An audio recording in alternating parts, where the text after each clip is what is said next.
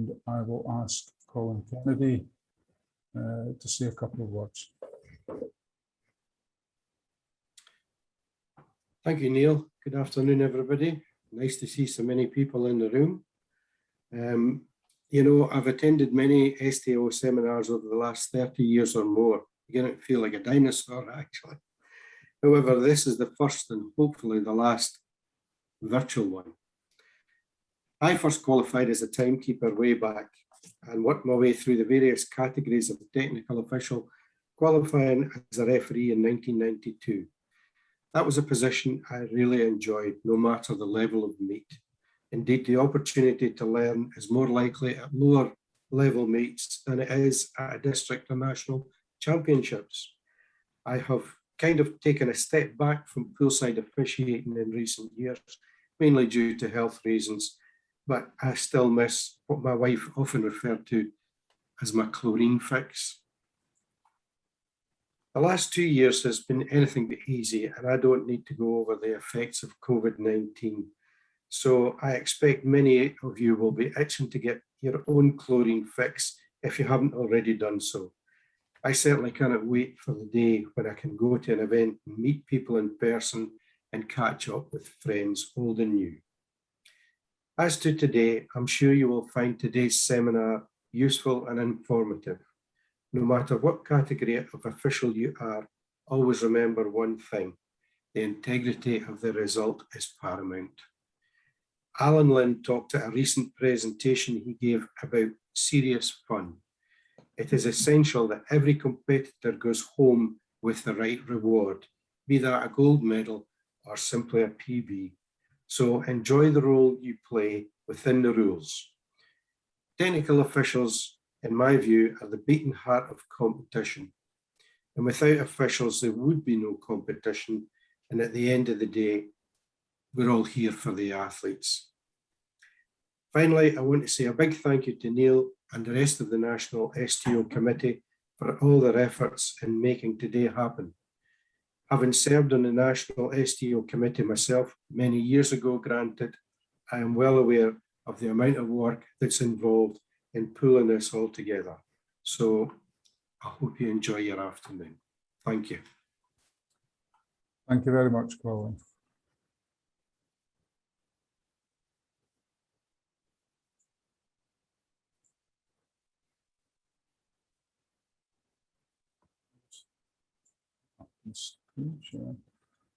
Okay. All right.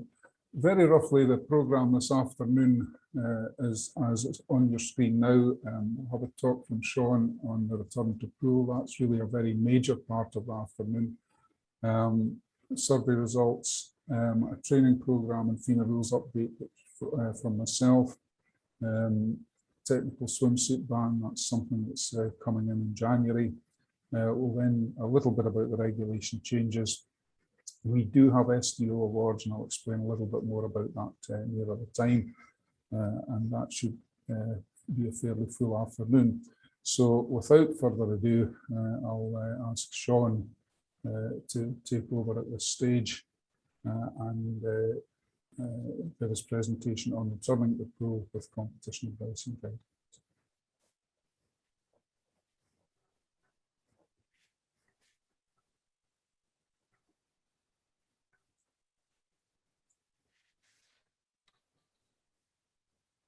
Thanks very much, Neil.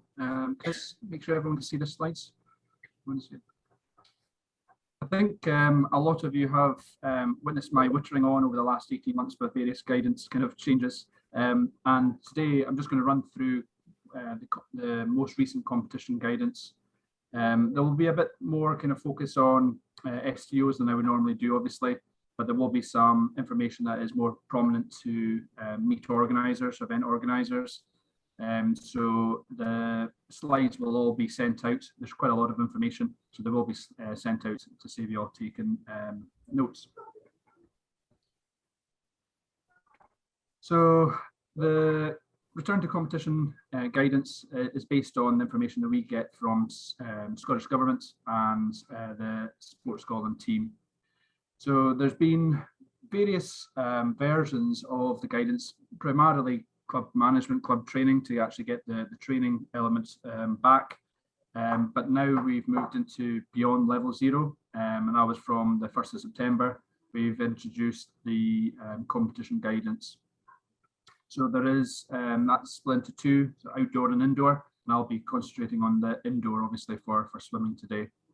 As Neil and Colin mentioned just around the new competition framework, so Ali and Alan and the team of Scottish Swimming, along with the National Swim Committee, are rolling out a new competition framework from the 1st of January. So a lot of the planning and the preparation for that is ongoing at the moment, and there's been various presentations just recently updating coaches and team staff about that. So as I said, effective from the 1st of January, Neil will cover the regulations and the licensing side of things later on. I will cover just a little bit in my presentation, but if there are any questions at all, please just ask one of us, and hopefully we'll have the answers. So levels of meets, just a reminder that there's 3 license levels and 1 registration level. So that's the new one. The level 4 is a registered meet rather than a licensed meet. So that is a little bit different. So for the referees in the room, level 1, obviously that's your district national multi-session days with finals, 9 a day for swimming, and level, which is generally your club events. When the new competition framework comes in, there'll be a much more focus towards graded events and more time trial type events. So they may be level 3 rather than the traditional level 2 that has been. But there will definitely be slots for level 2 events. So that's your 6 hours a day for racing. And minimum technical official requirements are in place for level 1 and level 2. Level 3 is again up to 6 hours racing on one day. And reduced technical official requirements from what is required at level 1 and level 2. So it's just recommended numbers rather than a minimum standard.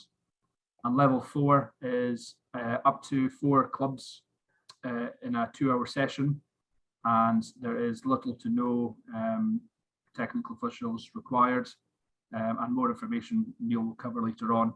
But that's basically what we're looking at from now. Level 4s can be done, and from January the level 1, level 2s, etc. can restart, because predominantly it's been district organised events that have been running up to the end of this year. So the key message from most cover just work with your facility management. So whether it's you as a referee, whether it's you as a technical official team, whether it's the meet organizer, working within the constraints and boundaries that are set by the facility is going to be super important. There's also an element of managing expectations. I feel I've been saying that phrase a lot over the last 15 months, but I can't stress it as much as I can at the moment, because all the facilities are at a different stage of acceptance of the level of risk, etc. for a level of competition. So we, as in Scottish Swimming, are working with the providers regularly just to ensure that the transition back to competitions is as smooth as possible, but just to bear in mind that some facilities are moving at a much slower pace than others, even within one area.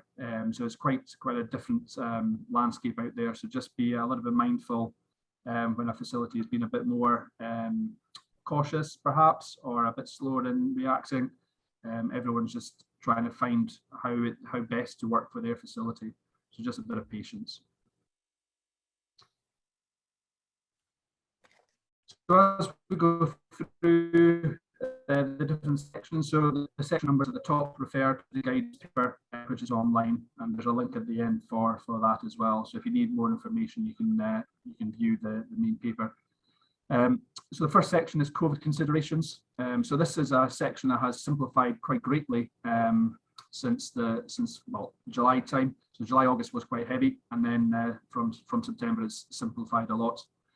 For most events, we are recommending that everyone takes a lateral flow test 24 to 48 hours before the event. It's not compulsory, but it's just highly recommended. If you were involved in the kind of the Festival of Swimming, you needed to submit your results, etc. That is no longer the case. You do not need to submit any results for any of the meets that are now run, unless the facility require you to. But generally speaking, no submission, as long as it's recommended to take that test, and then you don't need to send the response in. Anyone who is testing positive on the lateral flow or developing symptoms must not attend the competition. So as obvious as that may sound, there are people who still want to attend, even though they have some symptoms, even maybe just one symptom, etc. But we as a sport need to stay as safe as we possibly can. So try and encourage anyone who is symptomatic or tested positive on LFT to go and get a PCR and not attend the event. Anyone developing or reporting symptoms at the competition venue during the event, the facility will have a specific room or a specific policy for that. So the meet organizer should have that information available. And every event will have to have a COVID officer, and I'll just cover that in just a wee minute, who will then kind of monitor and manage that situation along with the facility staff should anyone test positive or symptomatic at the event. Temperature checks was something we also had to do in previous events prior to the summer or during the summer, so this is no longer required. But some facilities still have this in place because it's their policy to do so. So if you're organising an event or you're the referee, etc., temperature checking is still required at your venue.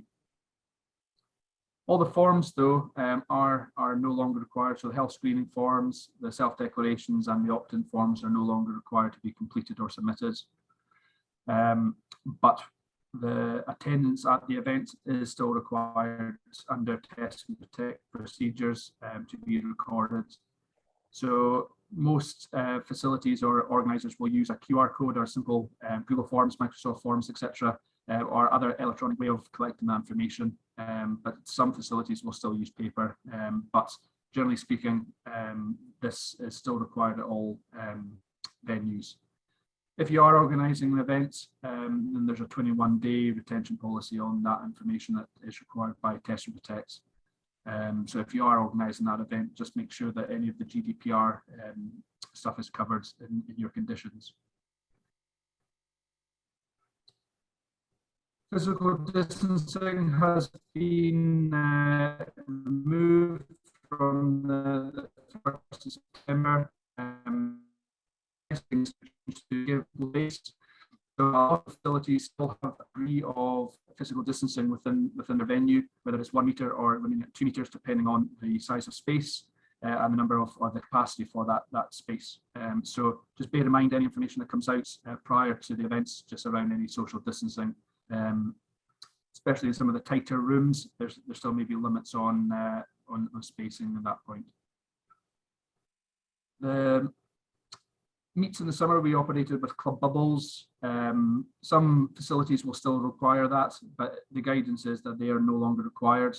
But just to be mindful of giving people space, it does make sense to make sure that your are kind of quite contained in an area rather than spread out through other clubs. But just a sensible seating approach is fine. You as a technical official group, over the summer were classed as a bubble, and really it still probably applies, but we don't talk about bubbles or anything at the moment, but that's just for an FYI. Capacities need to be agreed, so the capacities of the venues have changed and continue to change depending on air circulation volumes, the number of people within the building for staffing or for spacing. So just make sure that you know what, if you're organising events or you're the referee on the deck, etc., that you're aware of what conditions are in place. I'm sure you're all very well aware of the face covering restriction. So still applies to the pool environment. So face coverings must be worn by all athletes, team staff and volunteers 12 years and over while indoors. The usual medical and disability exemptions still apply. So if you are running a meet with people in those categories, that's absolutely fine. The risk assessment should cover that. Athletes do not need to wear a face covering during the sporting activity, obviously. So swimming with a face covering obviously is not a thing. And likewise, getting in and out the pool is absolutely fine. It's when they are wandering around the deck, doing some of the dry land stuff, sitting in the spectator area, etc., they need to wear a face covering at those points. Some of the sessions can be quite long. Some of the pools can be quite hot. So as officials, if you need to remove your face covering for a brief spell just to get some respite, take a drink of water, etc., that is absolutely fine. So long as any talking, any kind of close contact with anyone else, you have to have your face covering on. COVID officer needs to be in place at the events, and they basically just are responsible for what they've been used to, just that liaison facility, liaison with the referee, the meet organising team, competition. But they will be responsible for putting, or the management team will be responsible for putting in place all the conditions for the events. So if you're refereeing or one of the senior officials, then it's a good idea just to be aware of what's in place before turning up. I'm not going to go over this, but it is still required to have a risk assessment with the COVID considerations in place. And there will be some changes that have been necessary through COVID for the pool safety operating procedures and other processes that the pool staff would have in place. May have had changes made to them. So just if there is a risk assessment in your the referee or the meet relevant changes, and any kind of health and safety information, as we would normally have announcements on a regular basis throughout the competition. Any relevant COVID health and safety is to be included in that as well.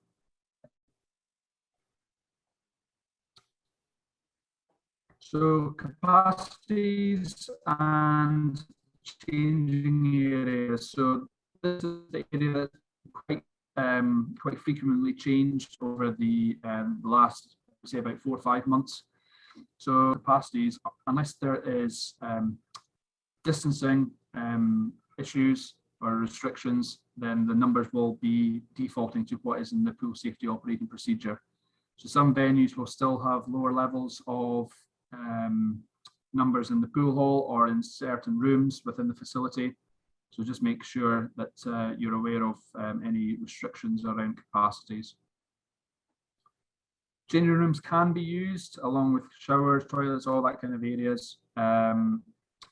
Just make sure that you know when you're arriving at the venue whether the changing rooms are available. We're still looking at arriving kind of ready to do your job as far as possible, and lockers are available in some facilities. So again, if you're taking some personal items, etc., just make sure that you're aware of any locker restrictions or where to store some of your personal items.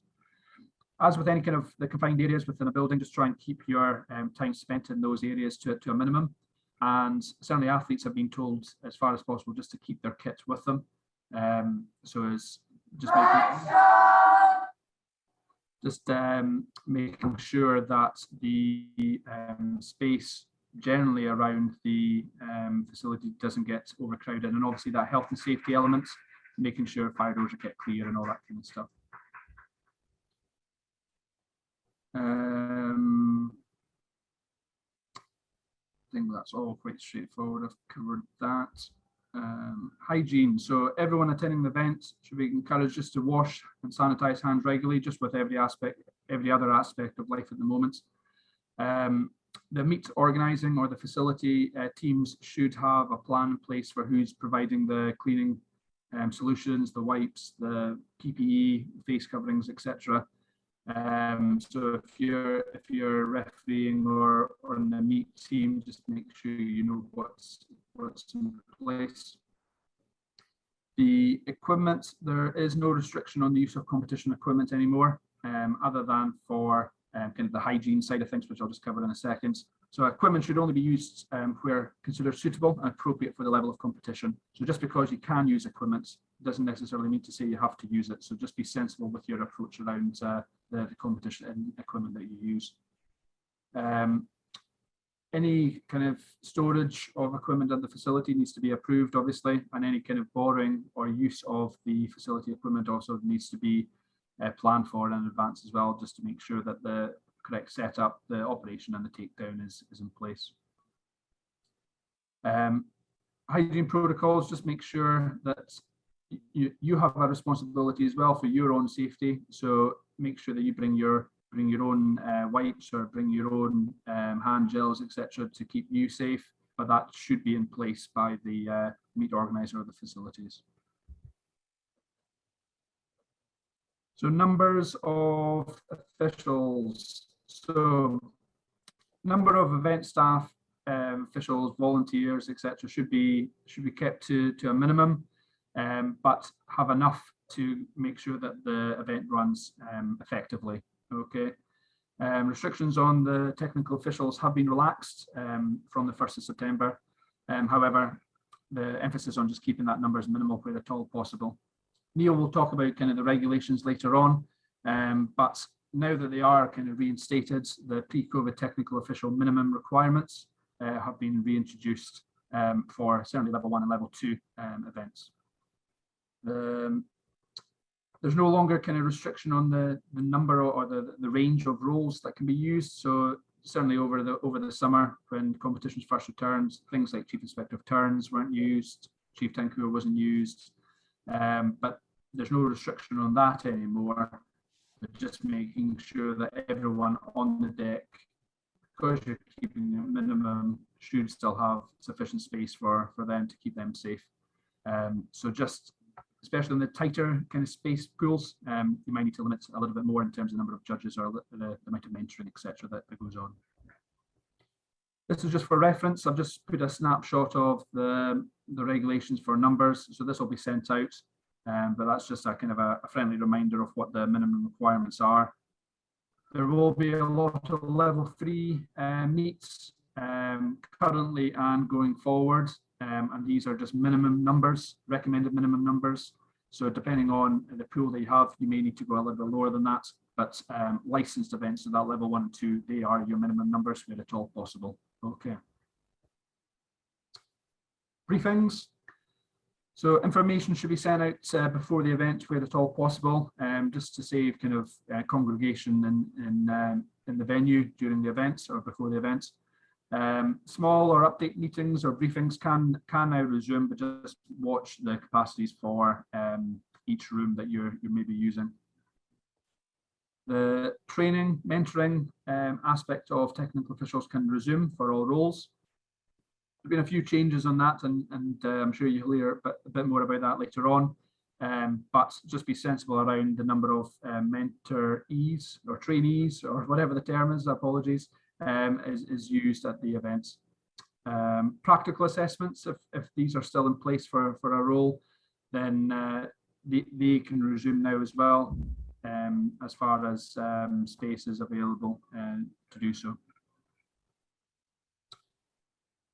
Equipment, so STOs should bring their own equipment as far as possible, so stopwatches, whistles. So just on the whistles, there's the electronic whistle option as well now, so you don't have to use the normal kind of whistle that you would blow if you don't want to. Clipboards, pens, etc., anything that you would normally carry as a person, try and bring your own. Make sure you just clean your equipment though on a regular basis, and sharing of equipment is possible, but certainly not recommended at the moment. So if you are swapping equipment, just make sure that it's wiped before the other person uses it. Any facility or club-owned competition equipment, the likes of your backstroke ledges, your stopwatches, buttons, lap cards, bells, all that type of things, they should only really be used by one person during a session, and it should be sanitized before that person touches it and after it's passed after the session, so it's not passed on to somebody else without it being cleaned.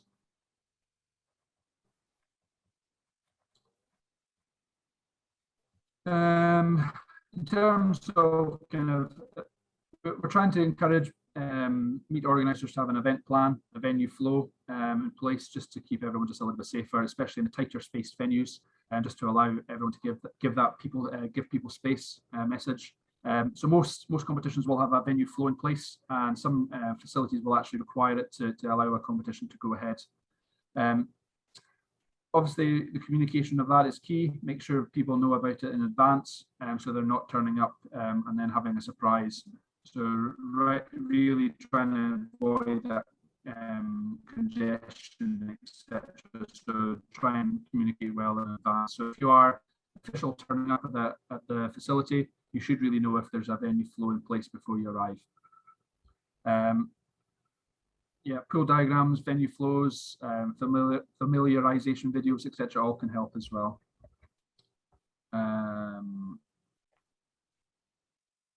That is just more of an information slide, so there's no kind of real restriction on kind of lane directions, warm-ups, etc. But if you are a meet organizer, just be mindful that there could still be restrictions on numbers. Marshalling call rooms, etc. can now happen again, but just be sensible around where it is, how that fits in with the venue flow, and how many athletes are expected to be in that place at one time.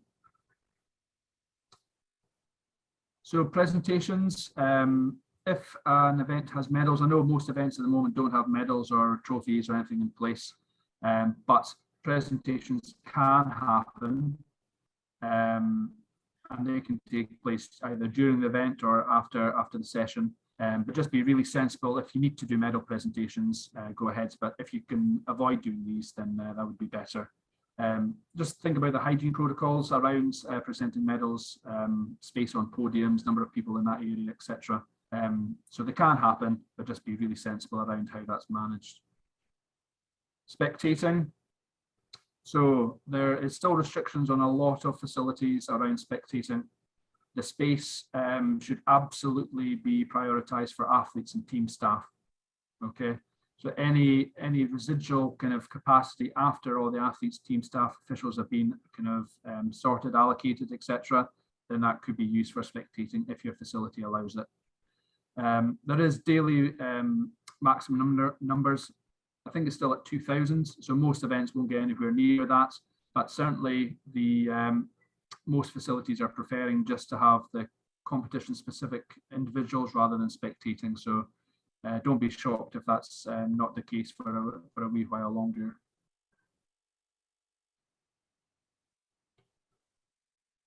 Paperwork.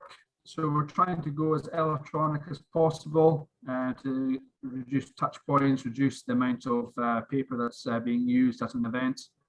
So things like the withdrawal form, start list results, team declarations, etc. If there's an electronic or a more efficient way of using these, then go for that. Just remember to sanitize your hands on a regular basis if you are handling a lot of paperwork as well. Ratios, so linking into the previous point around spectators, just making sure that if you are running an event, that there is a ratio for team staff to athletes, so that the clubs aren't sneaking in extra people just so they can watch their kids. Experiences can resume if the facility and the organizer allows that to happen. So these are just a selection of links that take you to other sources. So the sports calling information is quite useful, as well as kind of the test and protect and the travel guidance. So those links are all in there, and they'll go out with the slide pack at the end. And that's it. That's a whistle stop tour. Apologies for just talking at you there, but happy to take any questions now. Of something later on, you'll either answer it or feed it back, and I'll get an answer to you.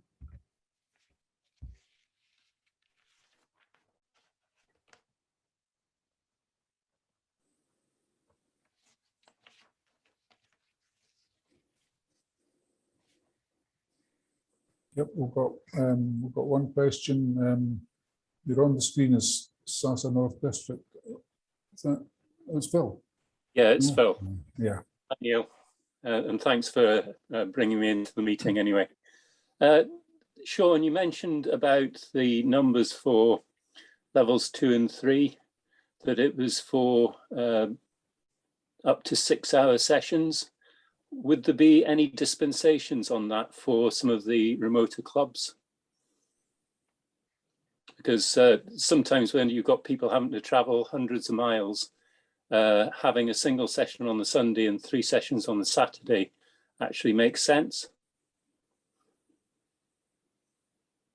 That side of things, Phil, it goes back to what was being done before. So if it was acceptable before, then the same conditions for level 1 and 2 are in place. So try and, you know, obviously the islands are in a slightly different position logistically. Yeah. So if that needs to happen, then that's up to the kind of the district swimming committee, etc., to have that discussion. Yeah, I'm glad that that should continue. Thank you.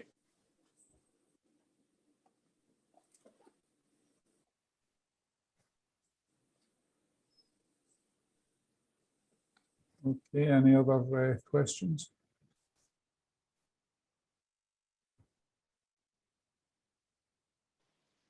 Adam. Yeah, I've just got a quick question for Sean. Can you hear me okay? Yeah. Yeah, I can, Karen, yeah. Yeah. With regard to the licenses, Sean, I just done a couple of time trials recently and asked about the licenses and if there was anything related to COVID being added. So in terms of with regards to compliance and risk assessments, so as a referee signing off these licenses, is there anything we should be checking for with regards to running the meet? No, so the COVID compliance and the risk assessment should be agreed by the facility in advance of the event. So they're the point of check for that side of things. In terms of the license form at the moment, everything still applies. There's nothing additional being added in.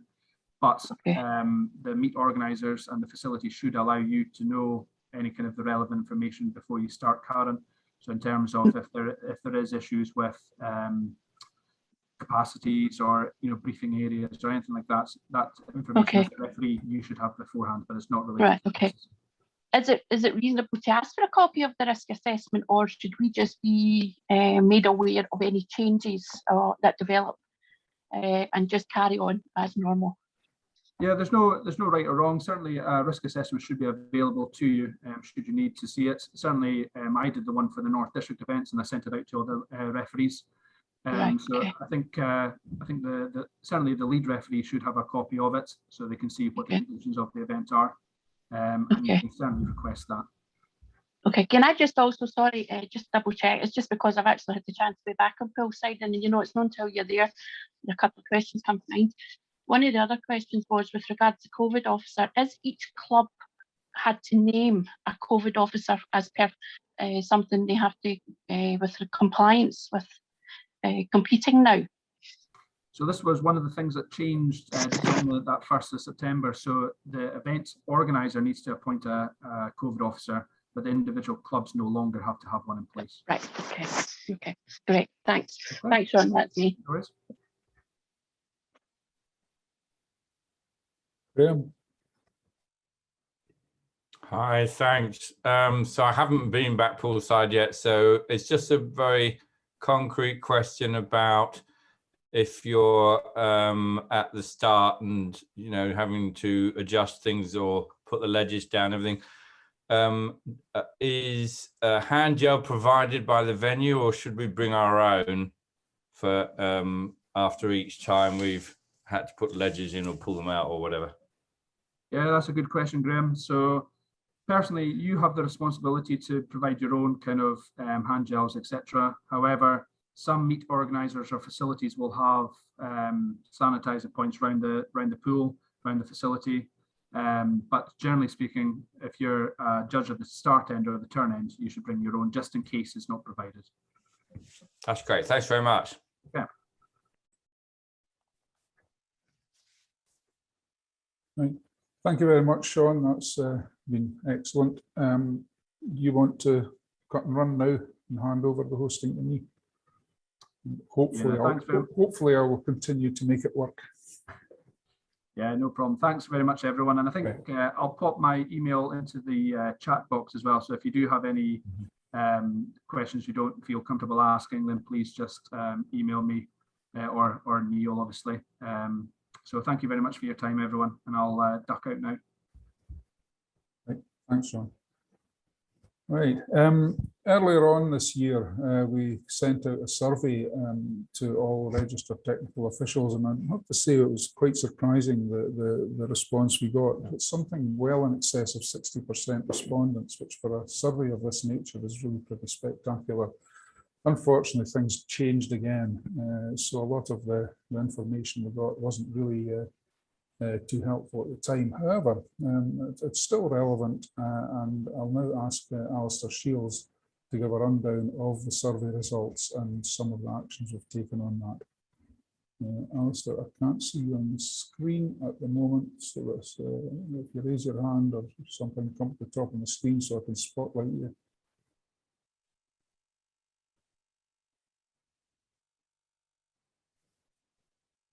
There we go. So, right, you have co-host permission, so you should be able to screen share and get your presentation up, but you will have to unmute yourself. Well spotted, Neil, thank you.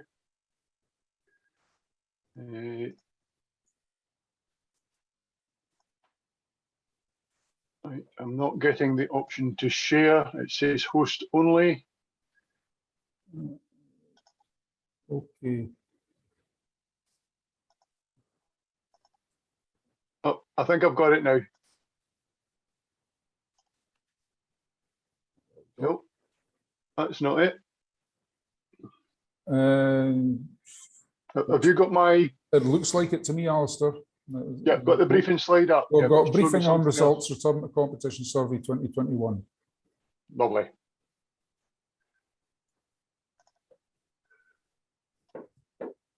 Hello, everyone.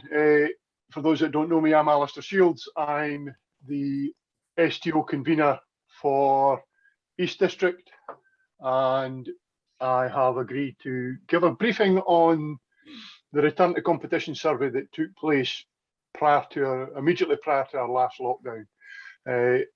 As Neil suggests,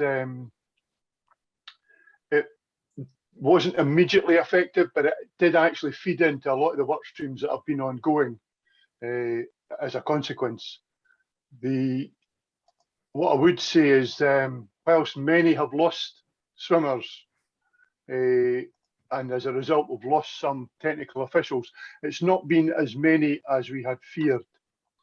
The response information was split across basically all the qualifications, and it was nice to see that both timekeepers and judges participated very heavily.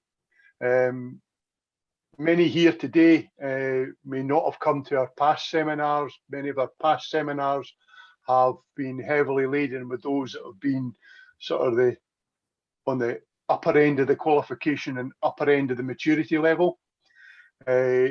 And I think this survey reflects those who have actually got active participants, as well as those that are doing it for the good of the sport. And I think the next two bits of information that came out reflect that the age group who were responding were predominantly that 25 to 44, but the most participants were the 45 to 54 age band. And I think it's a really good sign. It's people with experience in the sport, because their children are probably getting through and swimming at district level, and certainly in inter-club competition. The other thought we had was to make sure that we were looking at the well-being of our officials, and was there any group or groups that needed additional support. Whilst we know they are there, by and large, the vast majority felt there was no underlying reason they could not come on poolside, subject to all government restrictions that were going to be in place.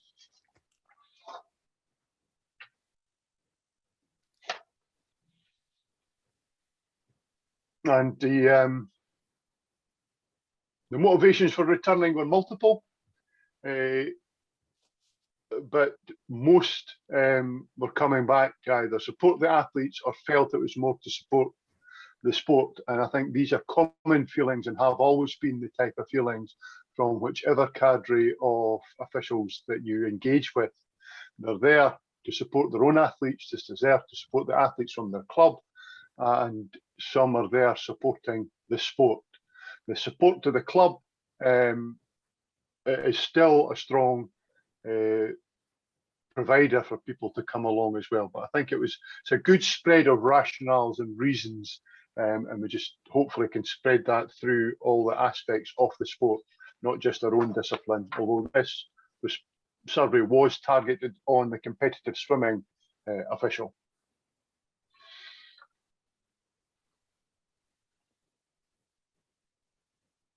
What type of meets are people attending at? I think, again, everything, but there is a few who tend to be at the nurturing level of the sport, either non-licensed club meets, internal club meets, or between clubs, coming along for a level 3 open meet potentially. Many of those numbers are also into the district competitions, and I think where it's local effect, that is where we see most of the officials and the respondents to the meet. The national level officials, it's actually quite a low number, and I think this is a concern that your STO committee and the swim committee we've had for some time. We do understand that people are coming to support their swimmers, and on many occasions, and that does tend to mean the numbers that will come are either those that are doing it and are very comfortable in that national environment, or they're maybe coming with a more experienced swimmer who has made it to the national level. Therefore, they're maybe a bit more qualified, a bit more time under their belt. We do try to encourage people to come along who are young in their experience as a technical official and may not actually have swimmers at the meet. And we will continue to look at that and see how we can do that. But we clearly rely on a dedicated group of officials to support these meets, and we thank them for that. But we would like to see this number increase, I think was a feeling from our committee discussions.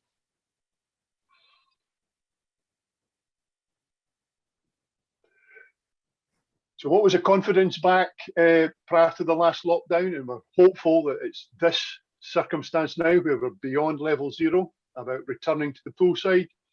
And it was delightful to see that most people participating in the survey were confident to return to the poolside, and many would be willing to supply their own equipment. Many already did in the form of their clipboard and their pens, but we're now asking people to potentially purchase 2 stopwatches because we may not have a chief timekeeper. And whilst many clubs and do provide these pieces of equipment, you've then got a sanitisation issue, you've got a sharing issue. Whereas if you have your own equipment, whether it be an electronic whistle or for referees, or 2 watches for any technical official, because anybody could be a timekeeper at any point, the vast majority of people were more than happy to make that investment should it be necessary. And I think particularly with things like stopwatches, we would encourage individuals to buy their own. Picking up on Sean's conversation about how the shape of the competition is going to be going down the future, I think we can clearly see that the information that's come out of the survey has fed very much so into the level 4, level 3, level 2 competition structures. Many people preferred that shorter, sharper day, and would possibly, of all the respondents, many wanted to have one session a day, or they would only participate in one session a day, and others would have just a few sessions in the day, as opposed to coming for a whole day or even committing to 3 days, which is, you know, for some of our national meets, it can be the length of that competition. Also, how long they want to spend on poolside, bearing in mind the environment and the additional personal restrictions on social distancing and the wearing of face masks. I think that came out and is reflected in that level 4 and level 3 meet. You know, meet sessions shouldn't be more than 2 hours, or between 2 and 3 hours, and that was our model before, and seems to have just been reinforced by the opinion of the technical officials. Whilst there was still a good number were willing to go for beyond that 3 hours, and I think that takes on board the exemptions of our North District colleagues, where a lot of travelling could be involved, and for some of our national level competitions, where a certain structure has to come and play at each and different session.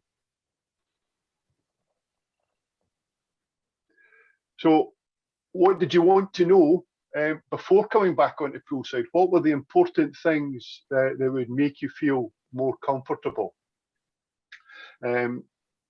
Many wanted to know about what guidance was in place, and that's been reflected in the points that were made regarding providing an event plan, providing an STO information, providing either an in-person electronic briefing or a suitable brief by way of electronic correspondence, the pre-appointment of officials.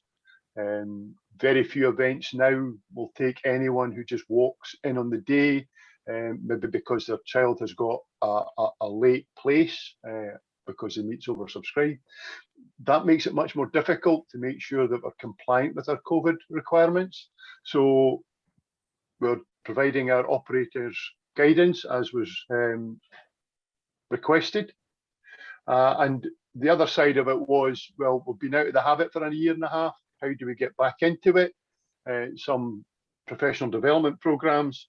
And I think the point that certainly I've been making in my district, along with the aspiration to hold some open meets, has been to have the seminar, to remind people that the YouTube videos from the FINA approved swimming rules, which you tend to find under the American Swimming website, and our own Contemporary Edge module, which is free, are all worthwhile ways of getting your mind back into being back on poolside.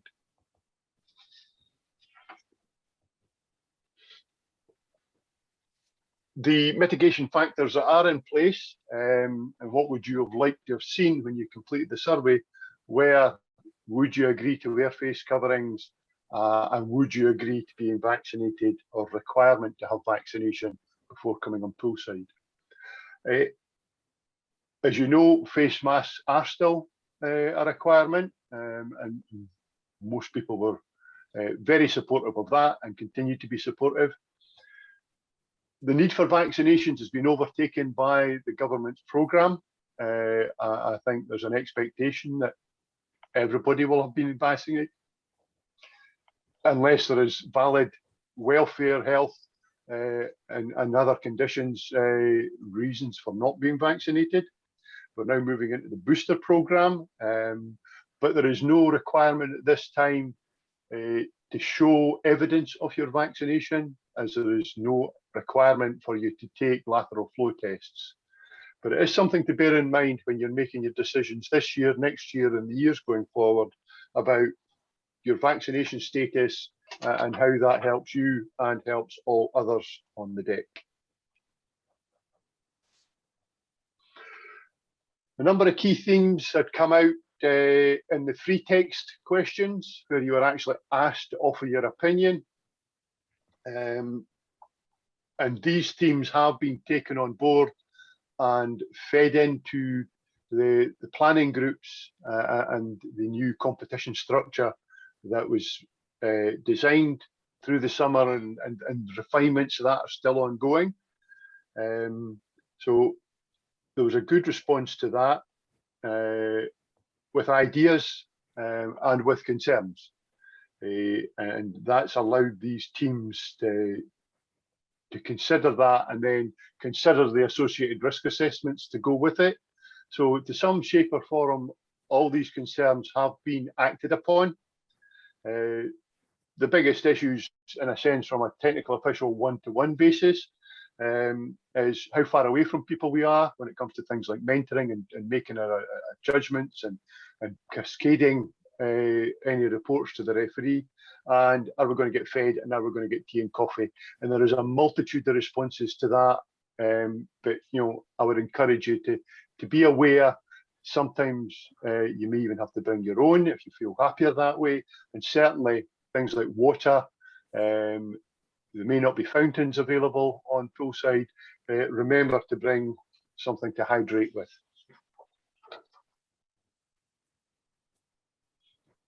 Another question that allowed for a free text response was around measures to support your return.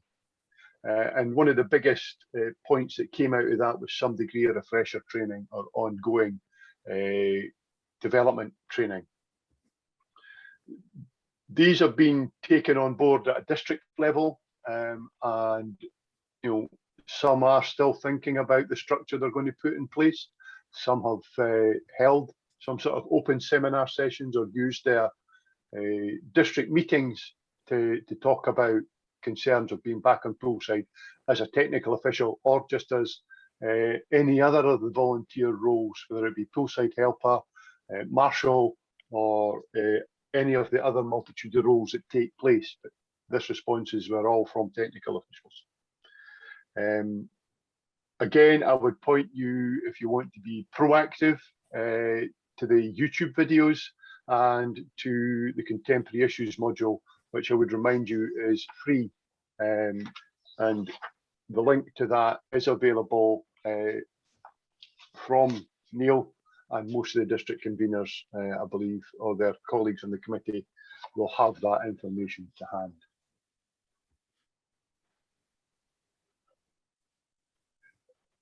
Ladies, gents, colleagues, that is an overview or a feedback from that survey. It was done at a national level. There are a district breakdown, and that information is with your conveners.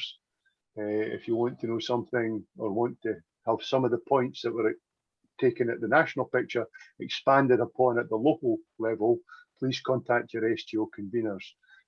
I'm more than happy to either answer questions or share them back to Neil, so in his position as the national STO convener, he can respond.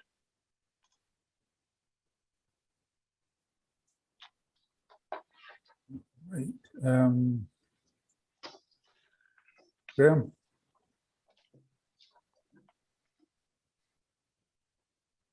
Thanks, Alistair. Again, just a very practical question.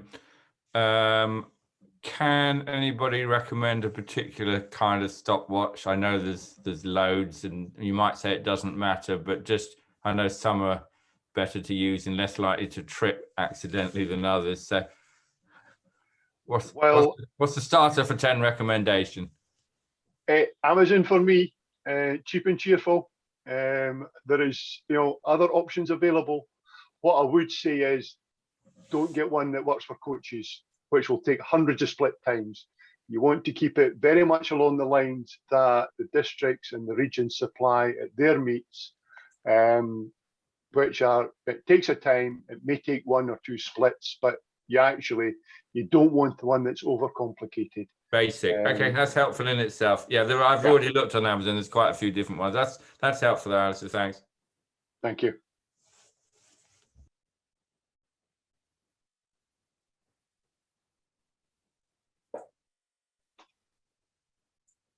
I think I see Susan in there, Neil. Yep, Susan. Good. Yeah, it was just to say that I put the link to the contemporary issues into the chat for anybody, so that you've got it just now. Ideal.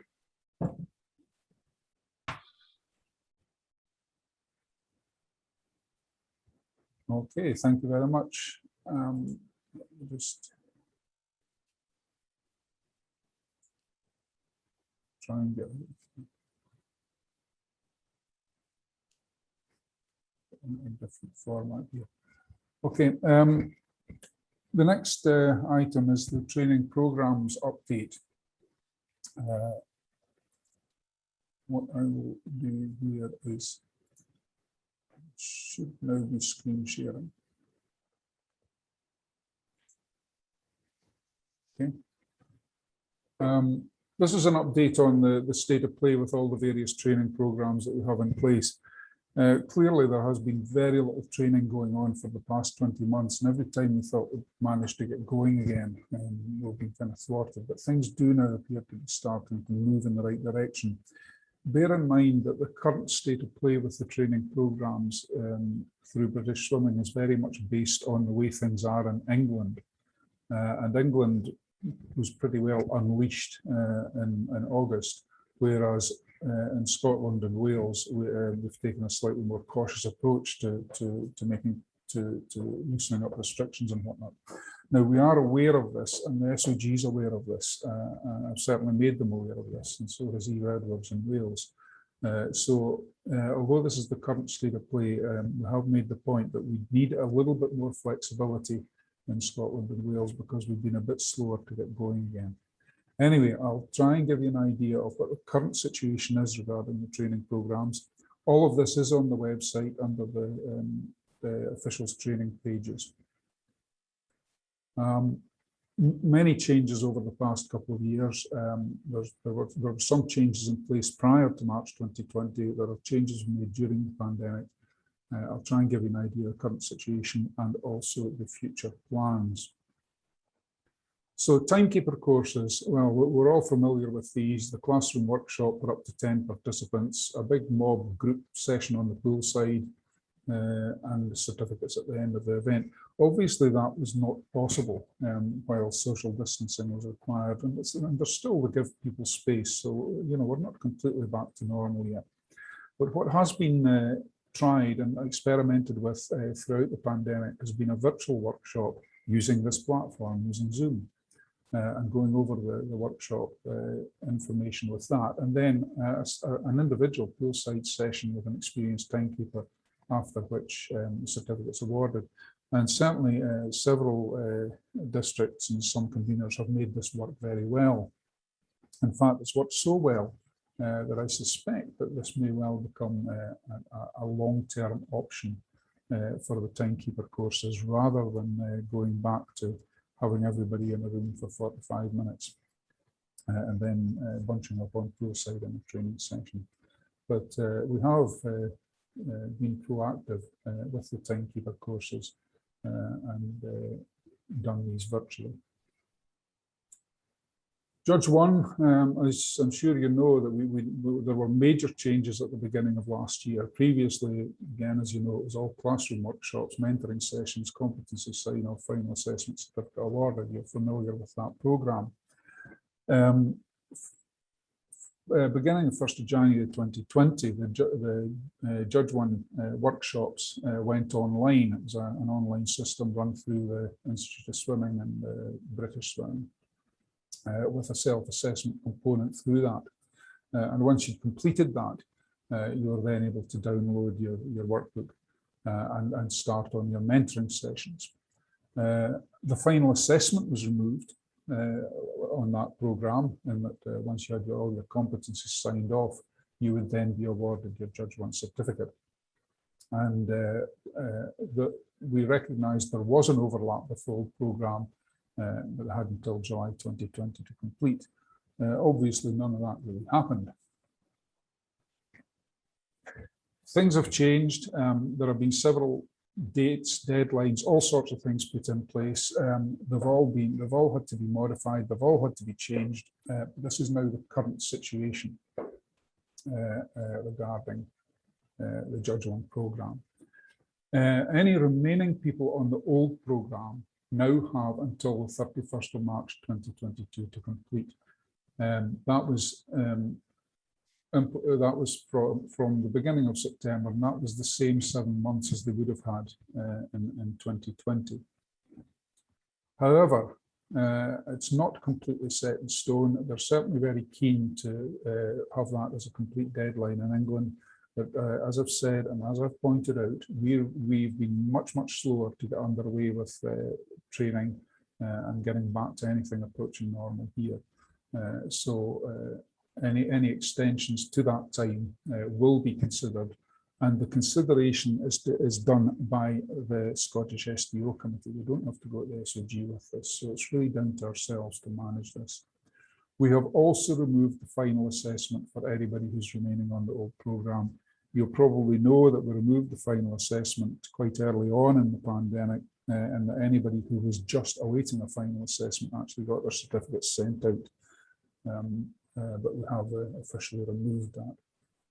So anyone who is still on the old programme, hopefully they'll complete by March 2022, but if not, then extensions can be considered by the STO committee. What we don't want is people taking 3 and 4 years to complete this. We want to draw a line under the old programme. The new programme, anyone who did their online workshop and completed it, got their certificate by the 31st of August 2021, must complete by the 31st of July. And this is the 11-month deadline that was incorporated in the new programme. And then anyone who completes after the 31st of August 2021 has their 11 months. Once again, there's no final assessment with this. Once you get your competencies signed off, that's it. And again, anybody who needs a bit more time, it can be considered on an individual basis. It then comes down to this committee to decide on that. Judge 2, previously, exactly the same as Judge 1. It was the workshops, mentoring, competency sign-off, final assessment, certificate awarded.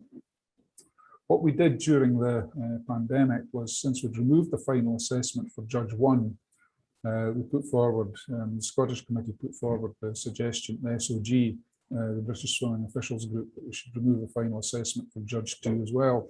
And slightly to my surprise, it was accepted immediately and unanimously by the entire group. So there we go, we got rid of the final assessment there as well. So the certificate is now awarded on competency sign-off. So that's for any Judge 2s. The long-term plan is like Judge 1, to move that online. The intention had been to have that in place probably by January 2022, but that's clearly not going to happen. We will have to wait and see how the Judge 1 system beds in now before we decide on Judge 2.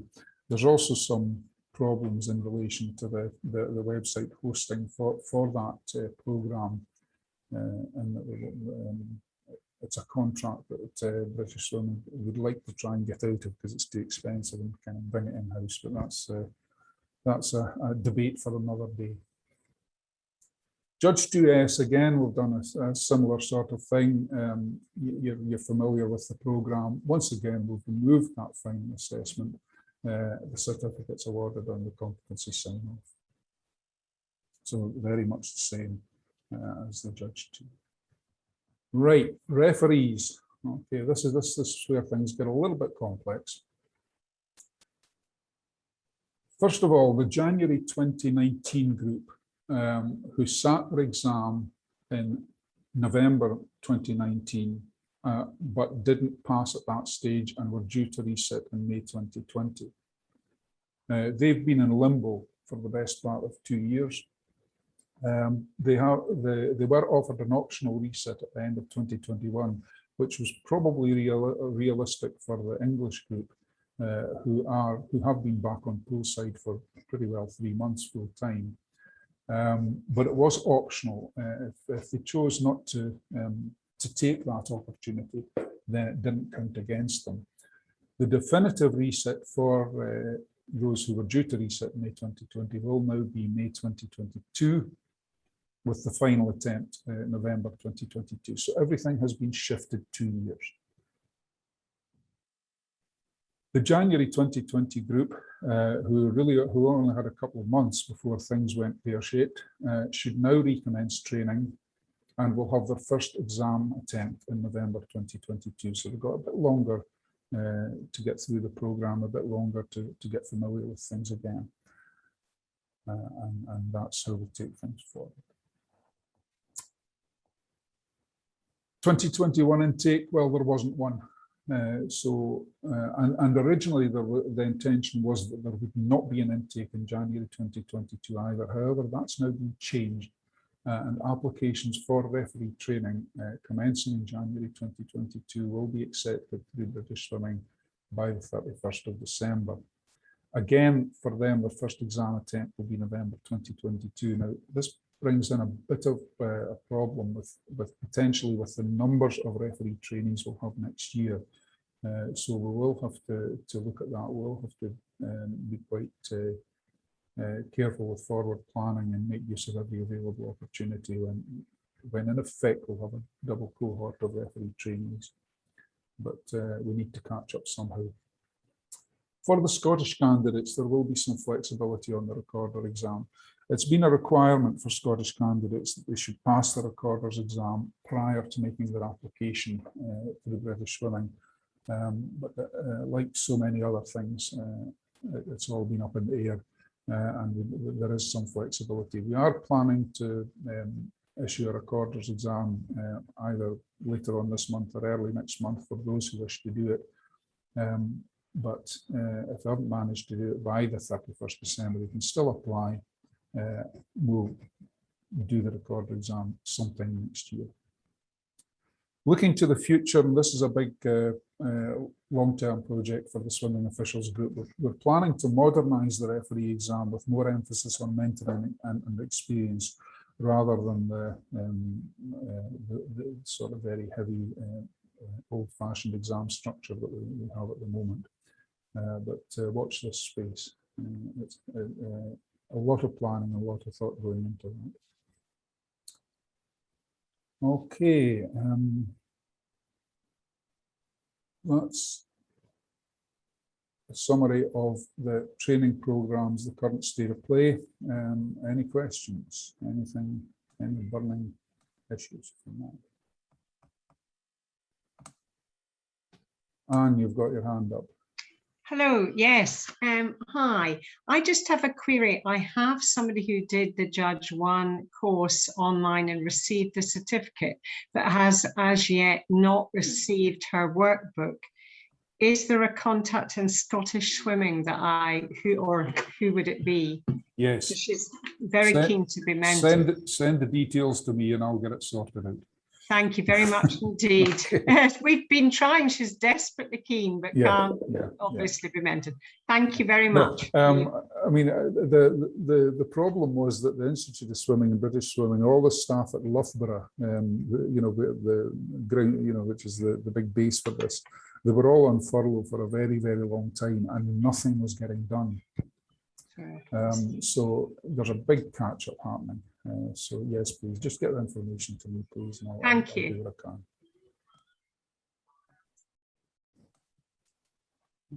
I can. Alistair? Thank you, Neil. I think the point while we're talking about flexibility of the recorder's examination for the potential Scottish candidates, I think I would like just to point out that the expectation is they will still require to pass that examination prior to a November 22 sitting of a referee's examination. So the flexibility is not to change what was our rule or our model prior to this, but that flexibility in getting in a sort of twin track. Yeah, but it's flexibility on the process, on the timing rather than anything else. Thank you.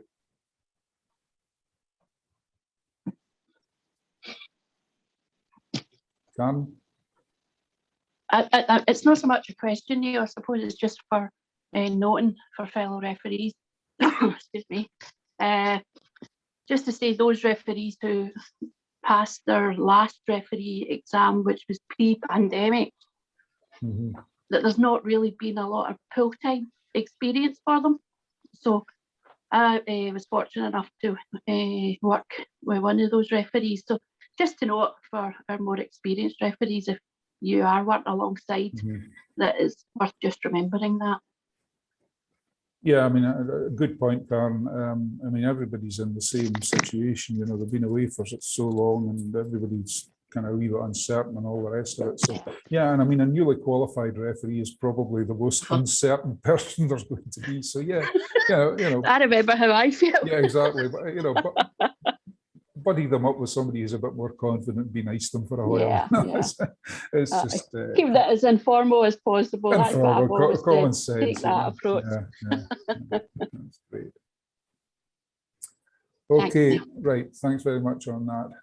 Hopefully that's been helpful. Right. Okay. Here's a real fun part now. Let me get back on the screen sharing. Okay. Now, this is the one I've had about 100 emails about. Everybody being informed that the Venus swimming rules update from 2017 has expired. And yes, I got the same email from Scottish Swimming. So here it is. Here's your Venus swimming rules update 2021, your mandatory licensing module M6. So everybody who has signed on for this meeting and who is having a look at this will get their ticket for the 2021 rules update. Now, when I had a look at the information, I thought, oh, this will take about 30 seconds, but I've taken the opportunity just to go over some additional materials. So, right, so this is your M6. It's the mandatory requirement. Normally, in the quadrennial years, that's 2017, 2021, the next one will be 2025, there's a general congress, and it's normally the year after the Olympics, and it coincides with the World Championships or some event of that nature. So the plan was that after the Tokyo 2020 Olympics, there would be a congress in 2021. Obviously, the Olympics didn't happen in 2020. However, there was a limited, largely virtual congress in Doha in June 2021, and some changes were made to the rules. The ones I'll draw your attention to are here. There are quite a number of changes to the Constitution and the bylaws. A lot of these are simply modernizing things and modernizing the language used, the terminology used. It's kind of anti-political and anti-discriminatory type statements that are in there. You know, the sort of thing that most organizations are doing these days. And I've had a look through it, and not much of it is directly relevant to what we do. But one interesting thing that wasn't really highlighted in this from the Doha Congress was this change to GR7. Now, GR 7.5 you'll all be familiar with, and it's in the black up at the top there. If an error by an official follows a fault by a competitor, the fault by the competitor may be expunged. Now, you're familiar with that. What they have put in is the bit in red. And there wasn't really, that's not quite the USA proposal, Alistair, that we talked about at one stage. But they have put this in, and it's pretty close to what the USA Federation was suggesting. The second sentence is fairly straightforward. If an official's call leads to a review, it will be deemed that the athlete's cleared of the infraction. Additionally, if an error by a competitor follows a fault by an official, the fault of the competitor shall be expunged. Now, I mean, I was sort of thinking, how would that happen, or what sort of situation would that occur in? A wee bit difficult, but do be aware of this. So, my assessment of this would be that if a competitor gets faulty information from an official and then does something, then that would be expunged. Anyway, something to be aware of. It's quite a complex thing, and I'm not quite sure. I fully understand what they mean. But it has been changed. It's one of these things that we all need to know about. It's one of these things that's in all the training manuals, so do be aware of it. Now, the facility rules, FR 1 to 13. There is a huge document on this. A lot of it is simply modernisation and clarification. It hasn't yet been fully published by FINA, so I haven't been able to download the full details of it. But the summary, as far as I can make out, is that it allows much more use of electronic and automated systems, and I suppose to some extent that was very predictable. Outer lanes, that is, the outer lanes in a 10-lane pool can now be 2.4 metres wide for things like World Championships rather than 2.5. Now, that might sound a bit bizarre, but what it means is that a pool like Tollcross, for example, could now be used for World Championships. Tollcross, the width of the pool is actually 25 metres, so you have 10 lanes of 2.5 and that's it, there's no spare space. The old rule was that you had to have 0.2 of a metre outside lanes 0 and 9, fenced off by an anti-turbulence rope before you could use that pool for those high-level competitions.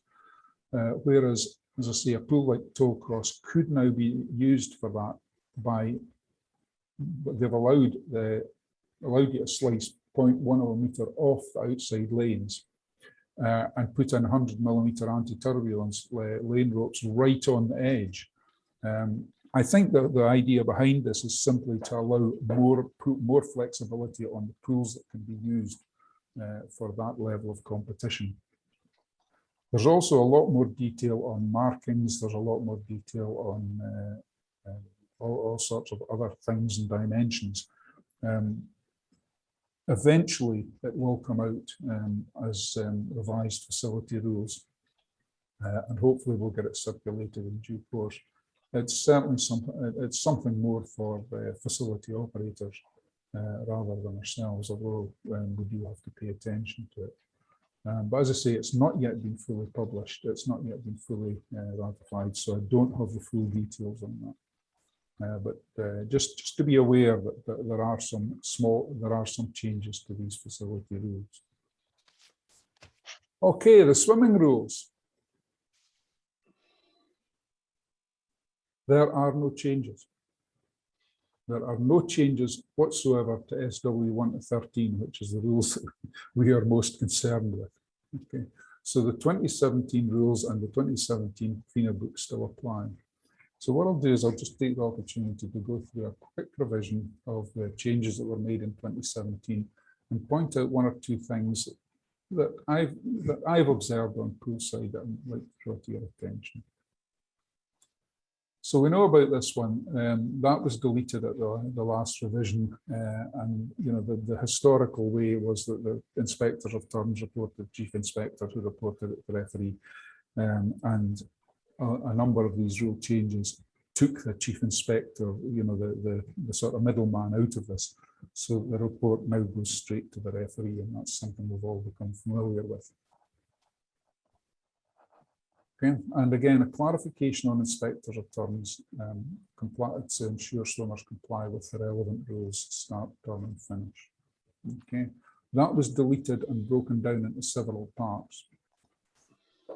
Okay, jurisdiction for the inspector of turns at the start end commences from the start signal until the completion of the first arm stroke, except in breaststroke, where it will be the second arm stroke.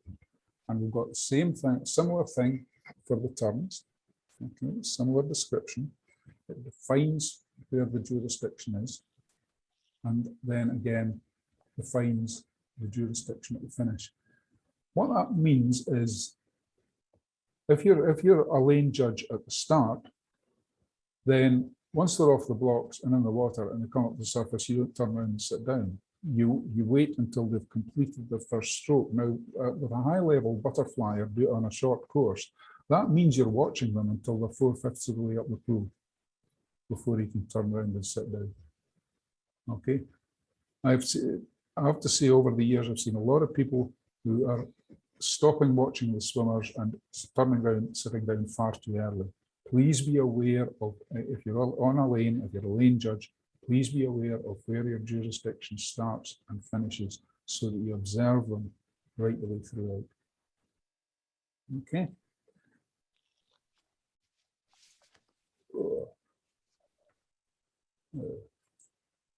I lost this. Yeah. Again, this goes along with the deletion of the duties of the Chief Inspector of Turns, and that this Inspector of Turns now go directly to the referee. That just reinforces that one. Okay. Again, emphasise it for the judge of stroke. Report directly to the referee without any middlemen. This was another one which was introduced in 2017. It was always this 20-minute rule, but that was taken out and it was changed to at a time determined by the event management. The starter, the start signal, that there was a lot of toing and froing in that one, particularly in the aftermath of the 2012 Olympics. That's the rule, okay, as it and that's the rule as it remains. Okay. The interpretation. Okay. The interpretation is that after all the swimmers are stationary, any swimmer initiating a start before the signal may be disqualified. That doesn't mean moving on the block or twitching or adjusting themselves or anything like that. It means initiating a start. And you've got to be clear about that. The infraction is initiating the start. The infraction is starting before the signal. It's not moving on the block. So again, do be aware of that. And it's got to be confirmed by both the starter and the referee. If there's any, as ever, if there's any doubt about it, the swimmer gets the benefit. Okay. Breaststroke was just some clarifications, but again, this head must break the surface of the water. It was brought in from SW 7.4, but that's why you've got to keep an eye on them until we're almost at the other end of the pool on a short course, the high-level swimmer. Again, that was brought out of there. Again, just one of the things that did cause a lot of controversy when it was introduced and does periodically require clarification. It's this bit here, the both hands separated. Okay. Do bear in mind that separated means that the hands can't be stacked. Okay. As long as some part of both hands hits the wall simultaneously, then that's fine.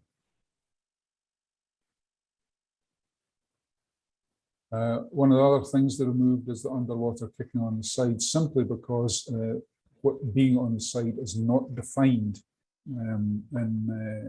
anywhere in the FINA rules. You're either on the breast or on the back, and those are clearly defined. So this was removed. And it's simply now that you must be on the breast when leaving the wall. Now, on the breast means you can be on the side as long as you're towards the breast. On the breast means anything from 90 degrees one way to 90 degrees the other. So kicking on the side's fine as long as you're towards the breast. But the kicking on the side was removed. The medley swimming was a big one. You'll be aware that in a freestyle race you get a lot of swimmers doing a tumble turn, then they push off the wall on their back, kick up and roll around onto the front when they're coming to the surface, which is fine in a freestyle because it's freestyle, it really doesn't matter. But freestyle in a medley is anything except breaststroke, backstroke and butterfly.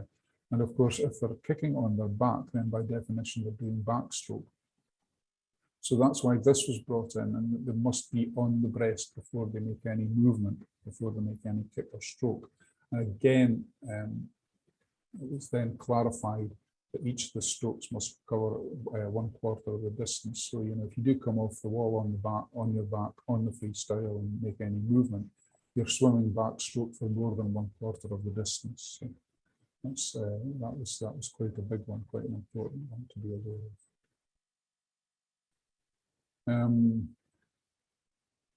Yeah, they took out the they took out the line fresh water and defined it less than 3 grams per litre of salt, because a lot of pool operators are now using some small amount of salt to augment the chlorine in the water. And this one, AOE equipment, relay takeovers, particularly the relay takeovers judged by that equipment, shall have precedence over the timekeepers and inspectors of turns. Now, we've had 1 or 2 controversies recently where we've been fairly certain that the system's been out of calibration. I don't know what the answer to that is, because you know, you have to be certain that the equipment is working and is working properly. But the point this makes is that the electronics takes precedence over manual observation.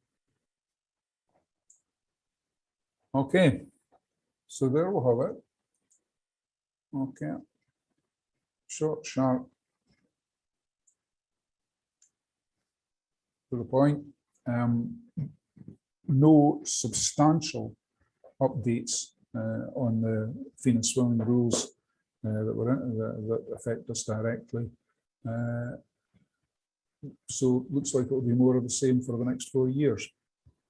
Okay. Any questions about that? Anything you'd like to ask? I'm not sure I'll be able to answer, but I'll try. Sansa North District, is that you again, Phil? Yeah, that's me again, Neil. Hi. Will you send those slides out, please? Because they'll be useful for briefing other officials as we move on. Yeah, okay, I'll do that. Yeah, Thank you. I'll send them out through the conveners.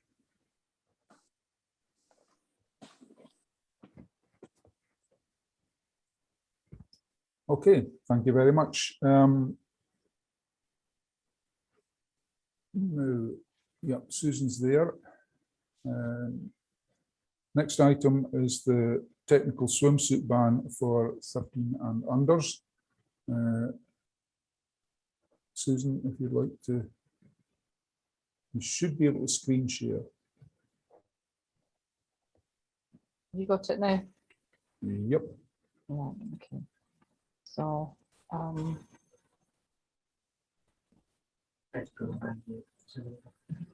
so you'll all know that there's been a document raised and approved at Scottish Swimming and board level that technical suits will be banned for 13 and unders as of the 1st of January.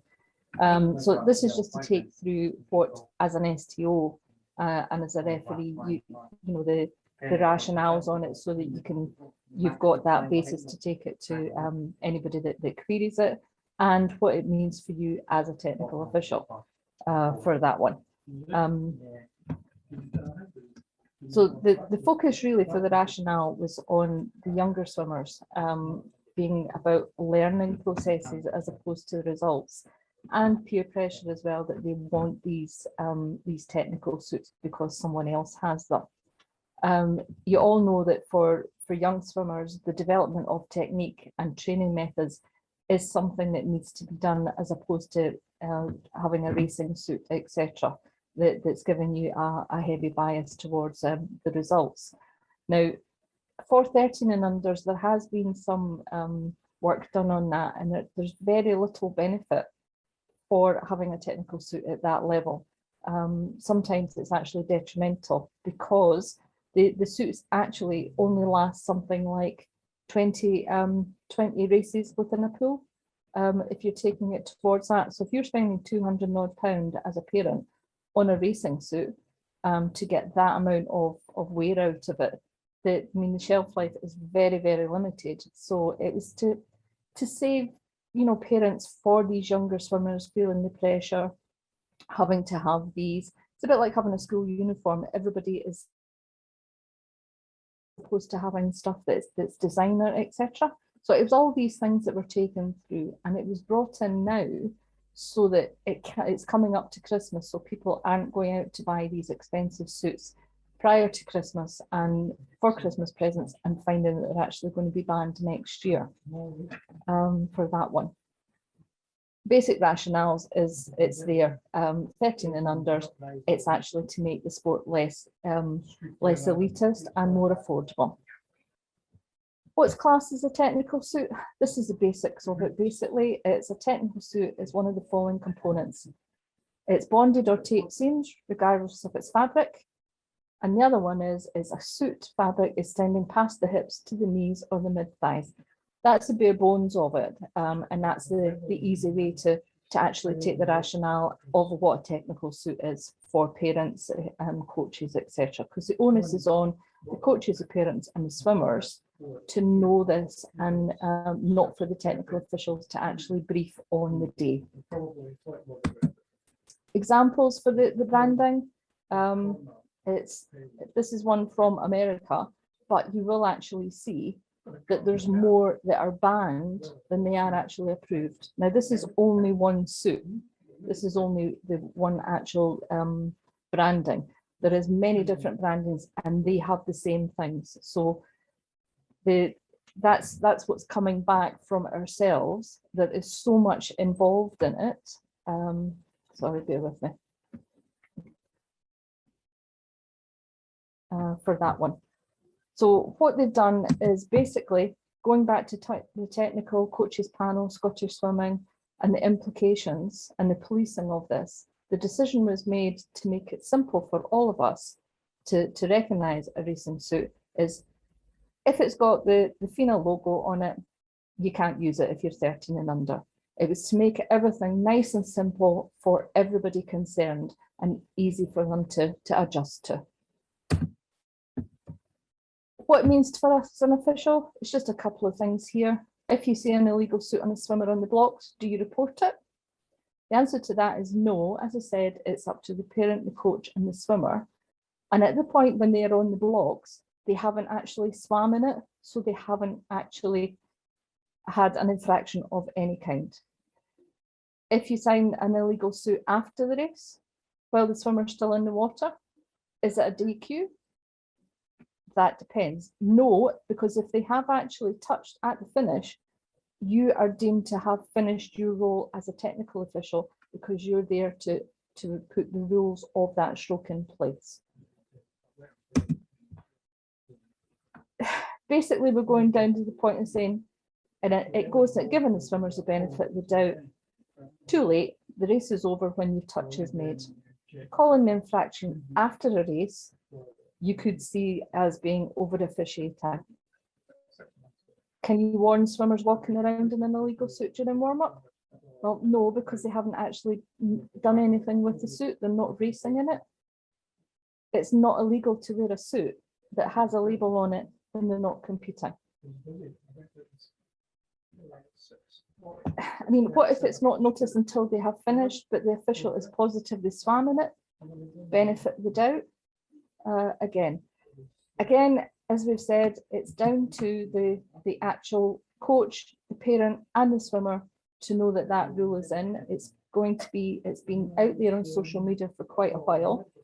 It has actually, there's a lot of feedback coming back, which has gone to Scottish Swimming, and they're looking at it. There's a lot of positives. There's a few negatives which they're taking into consideration. But at present, the document and the implications and the implementation date still stands. Unfortunately, due to circumstances at Scottish Swimming, there's been a delay in putting the feedback into a more constructive document for that. So, has anybody got any questions on it? So I went through that fairly quickly, but there isn't an awful lot really to say.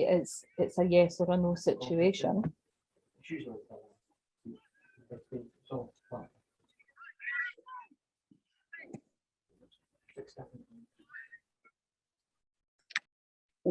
Just now.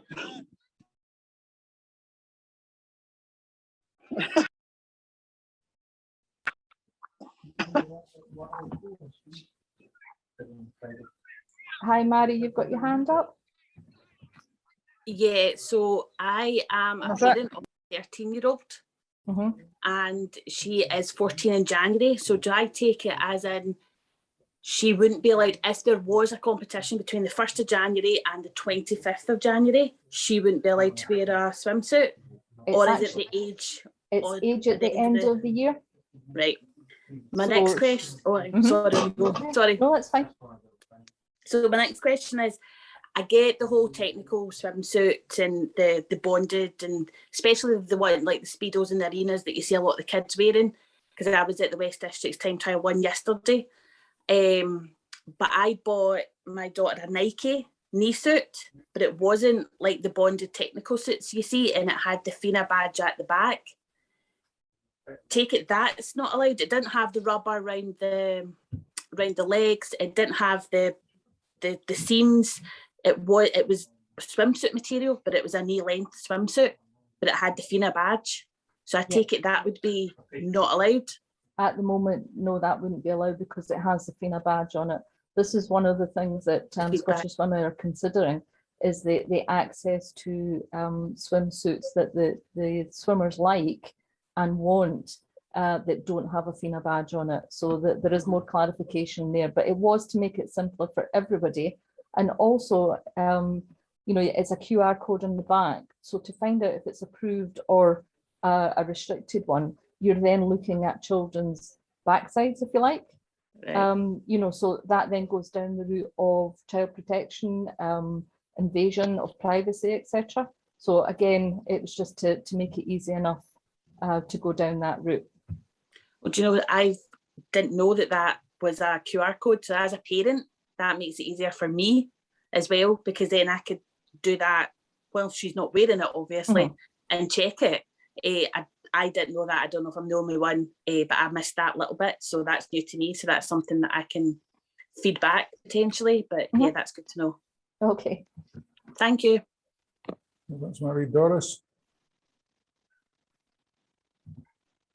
Hi there, I'm a wee bit confused with this. You're telling us this is a rule, but we shouldn't actually be enforcing it, is what I'm taking from this.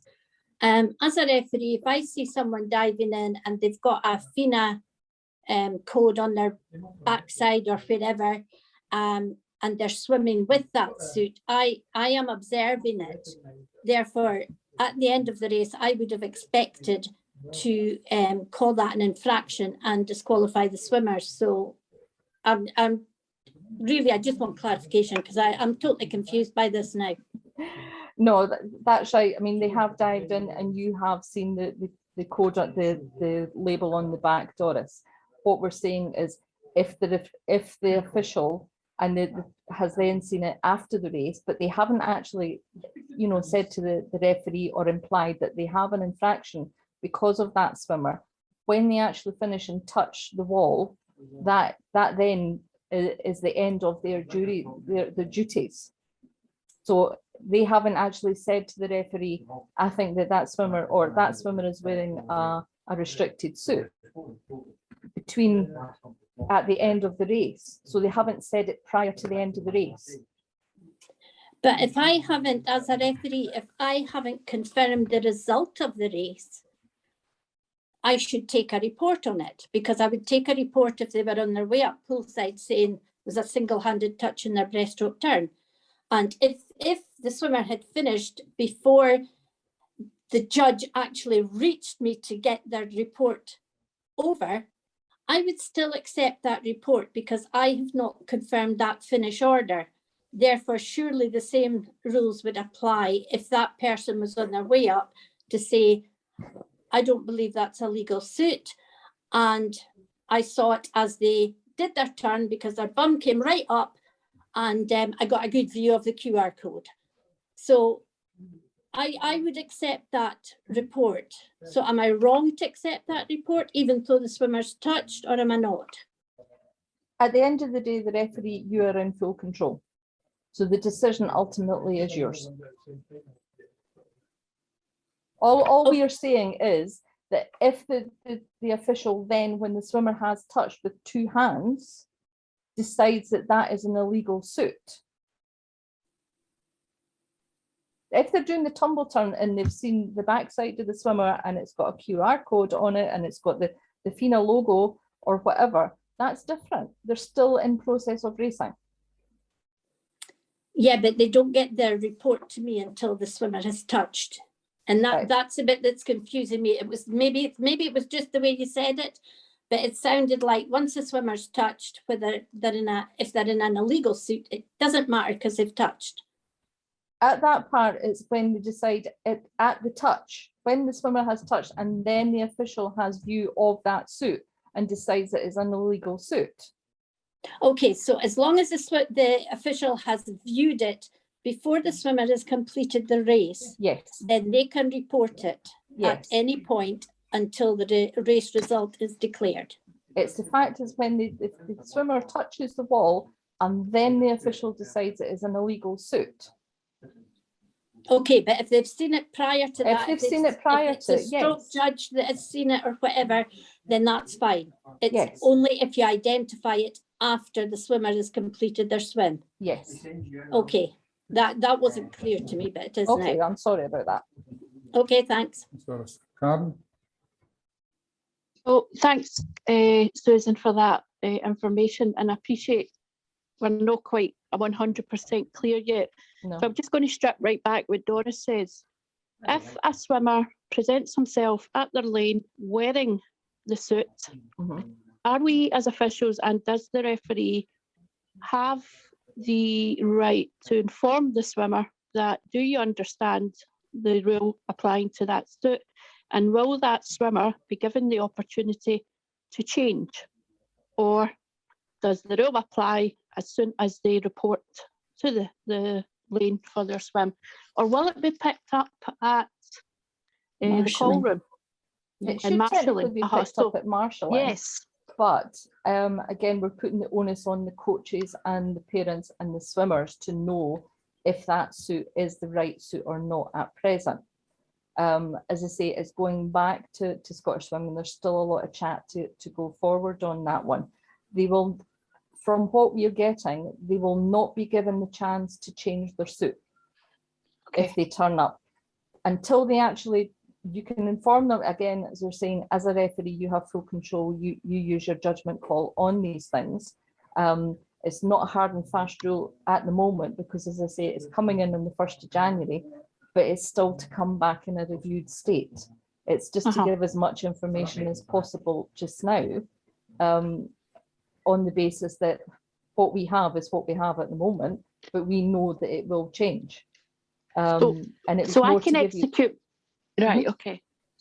So as I can be at the discretion of the referee and what action they take after being informed prior to the race being started. Yes. I mean, what we've been told or what has been suggested is they come up and they don't get that option of you saying to them, by the way, do you know you've got an illegal suit? Right. Because if you've seen that or anybody's seen it prior to that, they haven't actually done an infraction because they've not hit the water yet. So by that means then, if we're not in the setting of a rule because the race has not started, then should they have the opportunity to change? Should they be able to request a change in swimwear? Because actually, there's no rule actually being broken. There's not, but then they're delaying the start. Yeah, I suppose it's like a swimmer who turns up and prepares herself to swim, and then they have a material situation where we've seen that where things can rip in that, and referees have allowed delays for that purpose. So I've kind of just being devil's advocate here because I'm pretty sure we will find ourselves in that situation at some point. Is it one of these ones we approach and learn?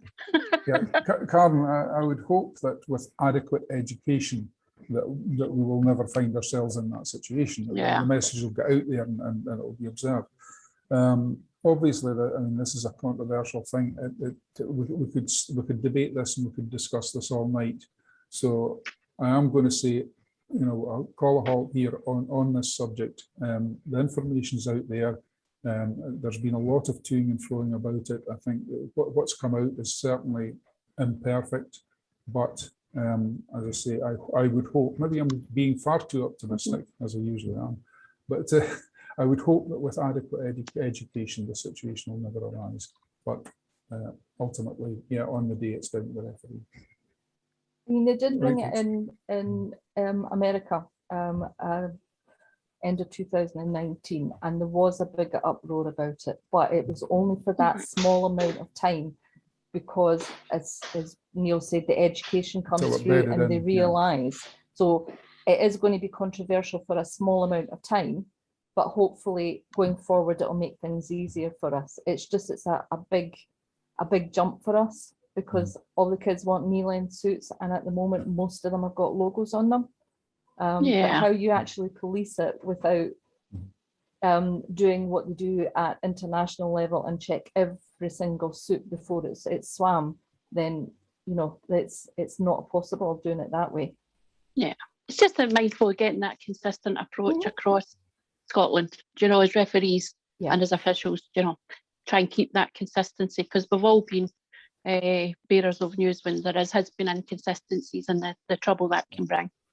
Yeah, you know. So it's that, and I mean it's also the fact that yes, okay, one of the things in the chat is the sticker can peel off, but the inference is you will see that there has been a logo there, so that doesn't come into either. Yeah. Thank you. Okay, folks, I'm going to call a halt to that subject at the moment. As I say, that there's a lot to sort out, a lot to debate. What I'd like to go on to now is just very briefly on the regulation changes that we've made. Once again, I'm going to go on to a screen share here. Hopefully it will work again. Yeah, fine. The regulation changes. These have been driven by the competition review group throughout the pandemic, throughout the downtime. There's been a big competition review group looking at how we run competitions. The big theme that's come out is less formality at the lower levels, more emphasis on fun, and they wanted to try and have things not quite so formal and not quite so scary. In other words, not a pool full of white shirts and white trousers staring at them and putting them off, although they didn't say that in so many words. Anyway, what they've come up with, what the competition review group and the swimming committee have come up with, is the introduction of a level 4. Now, we're all familiar with the 3 levels at the moment: level 1, which is the long course events; level 2, which is accredited; level 3, which is licensed but not accredited. They've now added in a level 4, and this is Sean's slide, which requires a simple 1-page online registration with almost single-word answers, up to 4 participating clubs, up to 2 hours, and limited technical official requirements. And on the back of that, is what are the changes that we've made to the regulations. STO 12.2, we've added in section D, which you can see here for the registered meets, not licensed. There is no requirement for any qualified officials at a level 4 event. They're entirely optional, and as I say, this is what the competition review group wanted. Level 4 can be just a simple couple of clubs having a training session together, doing a bit of timed events and timing by the coaches whatever they want. On the other hand, if you wish to run a level 4 event with officials, that is entirely up to the event organizer. So that's the change there. Again, we're 12.3, we've put in C. Officials are not required, but may be appointed by the organisers. Again, it's the same statement, just to clarify and to bring in that level 4. Okay, that's the changes we've made. Very, very minor changes to the regulations, but just to acknowledge the level 4. And the principle of level 4 is that there is no absolute requirement for officiating. It's entirely up to however they want to run it. The other thing was that they wanted to try and get away from having too many people in white uniforms staring at them, make it less formal. We have not changed anything for level 1 and level 2. The uniform requirements remain the same that's effectively for district, national and accredited events. We have introduced an STO 10.3, which is poolside uniform for level 3 events is at the discretion of the event organizer. They can say, right, turn up in your civvies if you want, or you can, or turn up in your whites. It's entirely up to them. And also, there is no, if officials are present at a level 4, there is no uniform requirement.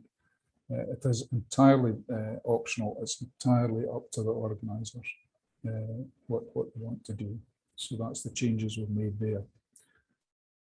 Small changes. It is simply to acknowledge the introduction of the level 4, and it's to acknowledge or to comply or coincide with the requirements of the competition review group, who simply wanted less formality in this situation. So hopefully that's clear.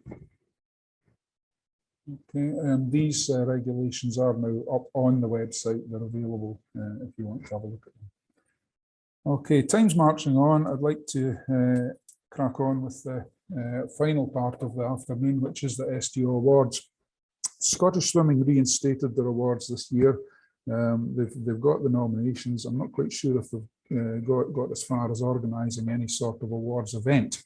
However, the STO committee decided that we would do likewise. We would reinstate our awards for this year, but also we would, now that awards are back up and running, we would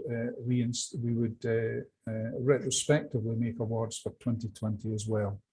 So all 4 districts have put forward nominations, and at this stage, East District could ask Alistair. I'll come off the screen sharing and I'll ask Alistair to put forward the nominations for the East District. Thank you very much, Neil, and thank you from my committee for giving us the opportunity and the platform to make these awards. It's interesting that the 2 recipients reflect COVID and the purposes of what's been happening.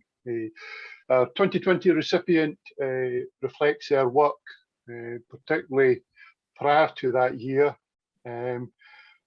She's been recognised for her support to technical officials within her region for a number of years. She has actively driven forward the local regeneration of technical officials and technical official volunteering across all the clubs within her region through providing training and mentoring and their development. This done at a time when she was actually actively going through her own development and training as a technical official, with her attaining her referee certification in November 2016. East District STO Committee would wish to recognise Sally Swinney as their 2020 STO Award recipient. Thank you very much.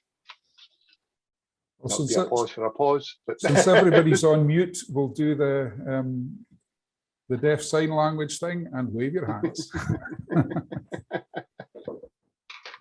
Thanks, Alistair. Yeah. You want to carry on? Thank you very much. I don't know if Sally's even in the room. But, I am. I'm here. Thank you very much, Alistair. I'm overwhelmed. Thank you. You're welcome. Deserved. Moving on to my 2021 recipient.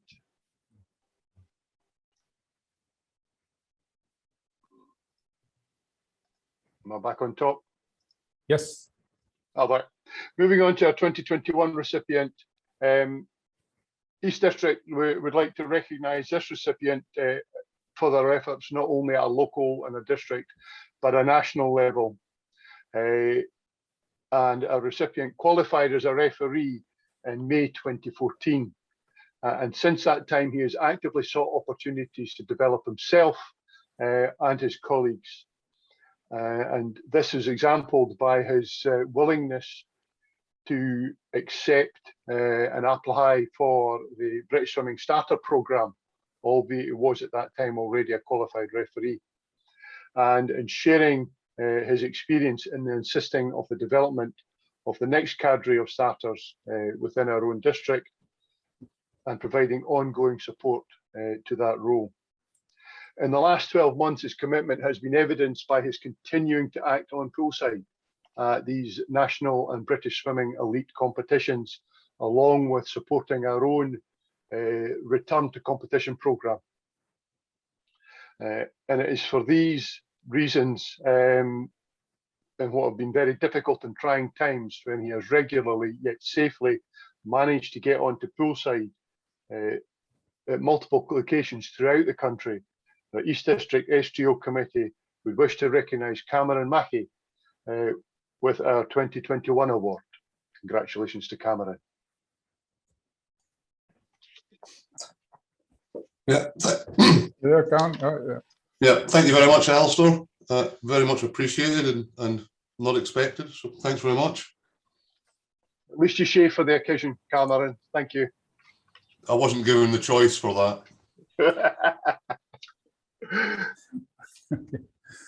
Right, thanks, Alistair. Midland District, Richard.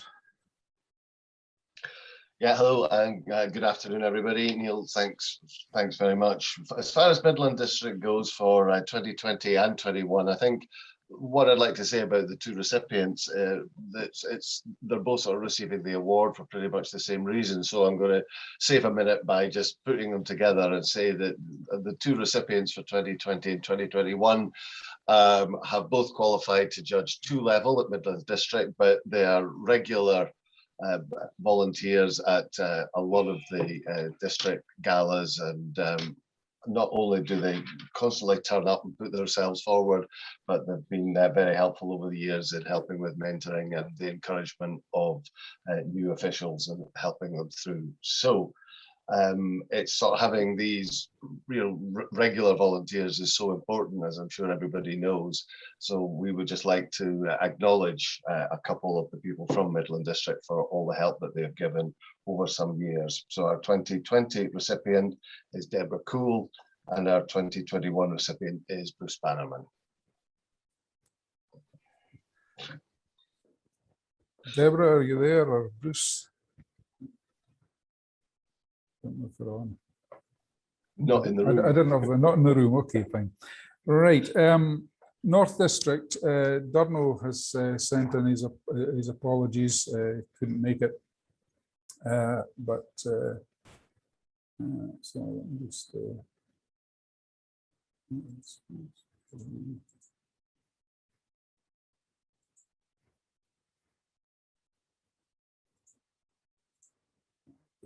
As I say, Durno's put in his apologies, but he has given him some information.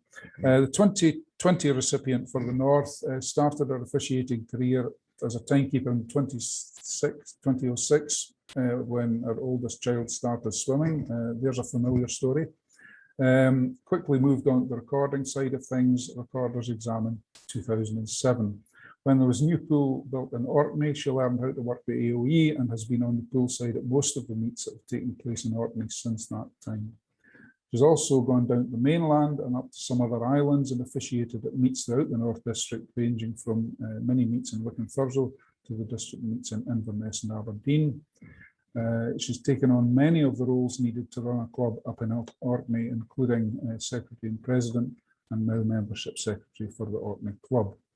She's also taken on the role of team manager and attended 5 or 6 international island games, which take place every 2 years. Her dedication and commitment to the club, she's a huge asset and help to anyone who comes on the committee, and very willing to pass on her knowledge. She's also worked alongside helping the referee in the training element of new recorders and AOE operators. Helen Rothney from Orkney. Helen, are you there? No, held up. Okay, not in the room. 2021 recipient for the North. Sorry, I didn't get any information, but I know this individual well enough. Has been involved, very heavily involved in the officiating side for well in excess of 10 years. He's rattled up through the qualification levels